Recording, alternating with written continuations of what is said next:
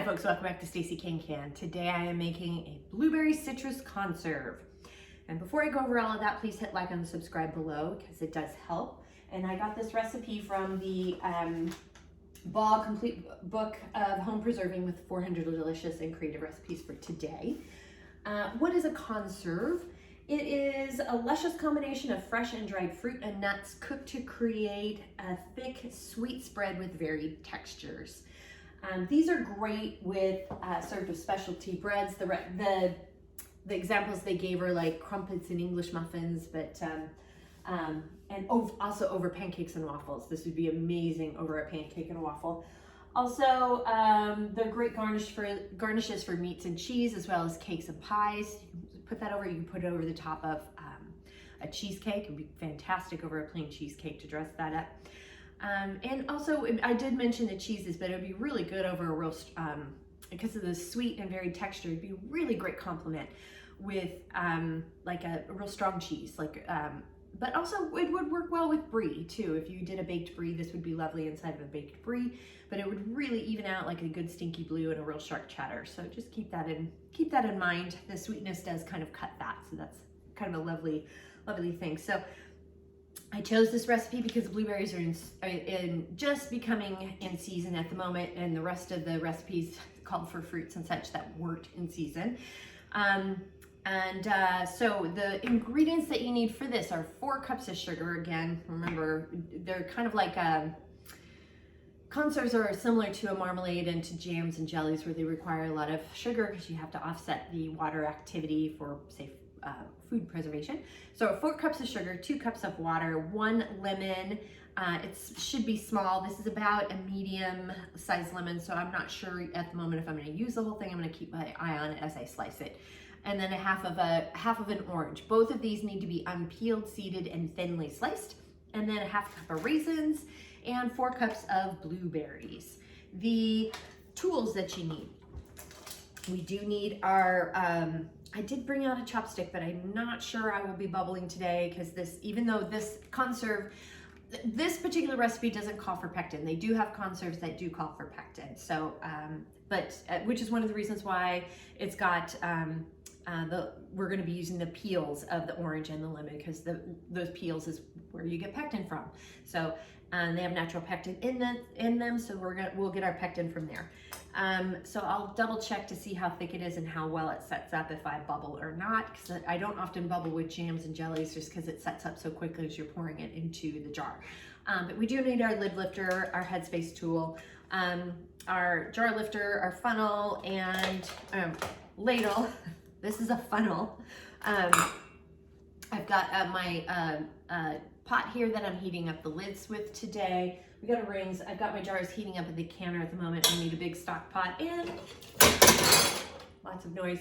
A big spoon for stirring it all together. I doubt we'll need a whisk for this. I might bring one in just to get the sugar and the water melted together, but we'll see on that.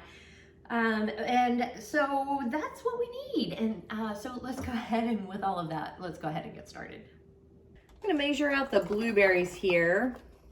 I'm gonna measure out 4 cups and then rinse them. So this container pretty much contains 4 cups of blueberries. I wasn't quite sure just because it's still new in the season, so I didn't know if I'd have to throw out some, but I am going to separate them a little bit and then, just kind of have a look-see. So it's always good to get some extras. I'm now going to pour some hot water over the orange and the lemon. This just will help take off any of the waxy stuff because these were not organic. The organics did not look good, so I went ahead and got just conventional orange and a conventional lemon.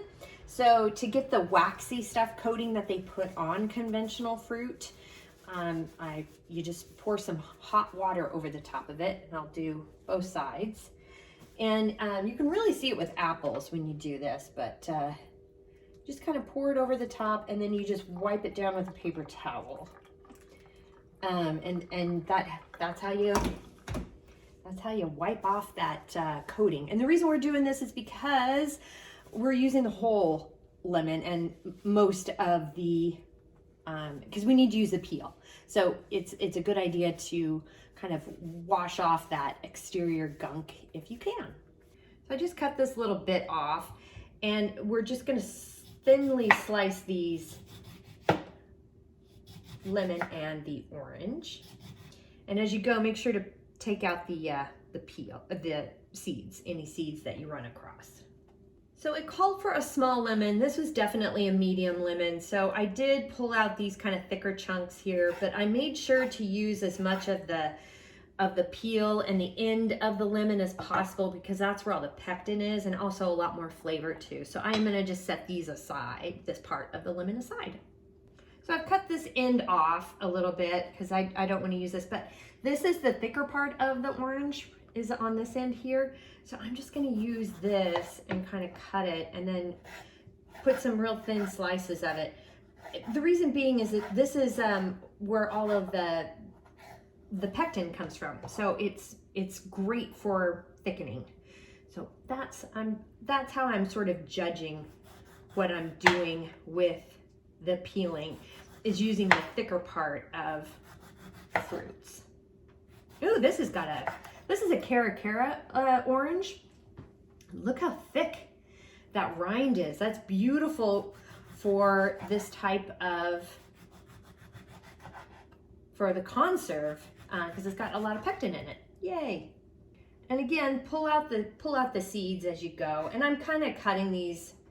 It doesn't say to cut them, but I am kind of cutting them up just a little bit, slicing some of the lemons and the orange peels in half. Like I said, it doesn't say to do that, but I'm doing it to just give some bite-sized pieces to it. And then also it gives me an opportunity to pull out any of the seeds that accrue.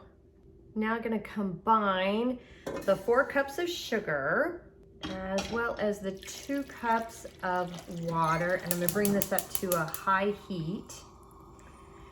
And we're gonna stir this to get it dissolved and bring it to a boil. We got a nice boil going here, so I'm gonna go ahead and add the raisins and the lemons and orange slices. And we're gonna bring this to a nice gentle boil.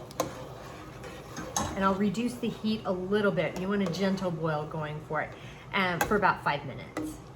I got a nice little boil going. And I'm keeping an eye on the heat, so I've gone ahead and set the timer for 5 minutes. And this will give us the opportunity to kind of thicken up, and also it'll rehydrate the raisins too. I'm now gonna add the blueberries here. And we're gonna bring this heat up to high. And we're gonna boil this hard for about 5 to 10 minutes just to get it all thick. You also wanna stir this constantly for the 5 to 10 minutes as well. So I've got a hard boil going, and I've set the timer for 5 minutes. So we're gonna boil it for around 5 to 10 at this pace. This is gonna help thicken it up and bring out all that pectin. And while this is boiling, I did forget to mention that we are gonna do a gel test. And this just will help us determine how thick the conserve is. And to do that, you just want to spoon in some ice water, or you can put a plate in the freezer, a crockery plate. You can't do a plastic plate. And we'll test to see how thick it is when it's done boiling. The 5-minute timer's gone off. I'm gonna leave it boiling for a second because it's a good thing to, just in case we have to keep it going for a little bit longer if it's not where I need it to be. So I'm gonna go ahead and take my cold spoon, I'm gonna dip in here, and we're just gonna do a sheeting test.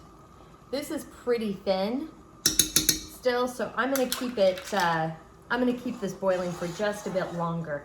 It is thickening up, it just needs to get thicker. Okay, I'm gonna cut the heat now, and we're gonna do another quick test. This is also the point too where you can, after you cut the heat, you can skim the foam if you want. I'm not gonna do that. I don't think it's that foamy. There are a lot of people who skim foam. I don't. Oh, that feels a lot different. You could tell it was getting thicker as we went, so. It's still pretty runny. but I feel like spots, I feel like it's gonna really thicken up actually when it processes too. So I pulled it off the heat and we're gonna do another quick test here, a sheeting test. It's still a little runny, oh my gosh, but the bottom is really thick. So we're gonna leave it as is, because I think it's gonna thicken up more once it's in the processing in the jar, but I'm gonna take a quick taste. Oh my gosh, that's good. Hot, but good. All right, I'm gonna carefully take the lid off the canner, open it away from your face so you don't get a facial you don't want.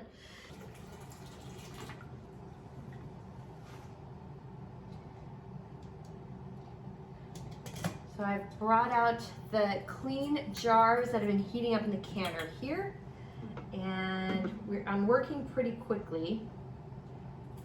And we are filling this up to about a quarter of an inch, we're filling it to a quarter of an inch headspace. I'm not bubbling because I can feel it starting to set up. And I just don't want to add more possible air in there if it's not needed. So we did I just use a lid water there to clean the rim. Adding our lid. And the ring, fingertip tight, be careful, it's hot potato. Whew, it is hot. So it's fingertip tight, and then just up and over, straight up and over and into the canner. Do not tip or tilt. Now I'm testing, I've got all the jars in. I have 5 jars. I didn't quite fill up a 6th jar, so I'm just gonna stick this in the refrigerator. I'm using my Headspace tool. I don't quite have an inch of water in there, so I'm adding the lid water. And then I do always keep a kettle of hot water going, and yep, that brought it up to over an inch. You need over an inch of water covering the jars. So we'll cover the canner now and turn this up to high, and when it comes to a rolling boil, we'll start the timer. Got a rolling boil going in the canner here, so I've set the timer for 15 minutes for my altitude, and I've got other altitude information in the show notes below and up here at the top, so have a look for your elevation, altitude.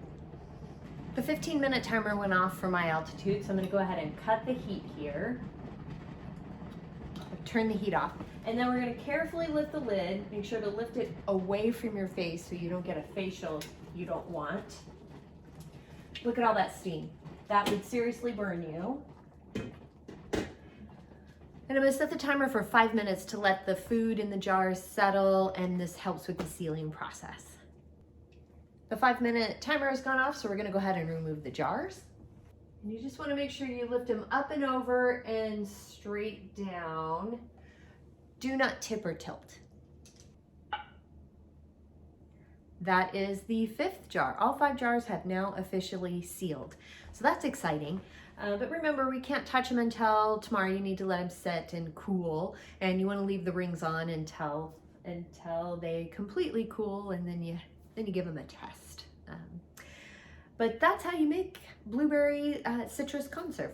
It's very delicious, really good. It's got a great blueberry, it's almost like blueberry jam with some raisins in it, but it's quite delicious and very citrusy, and it's a little bit more liquidy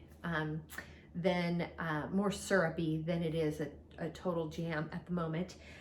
But boy, it's tasty and it's worth it. So the recipe is down below. So you check that out. And while you're down there, please like and subscribe. That does help. And if you have any questions, comments, suggestions, feedback, concerns, by all means, please reach out to me. I'm on Facebook at Stacey Can Can. Instagram and TikTok at Stacey Can Can. My website is www.staceycancan.com, and my email is info@staceycancan.com. I'm also on LinkedIn at Stacey Can Can. So please reach out to me. And that's how we do it. And until next time, happy canning.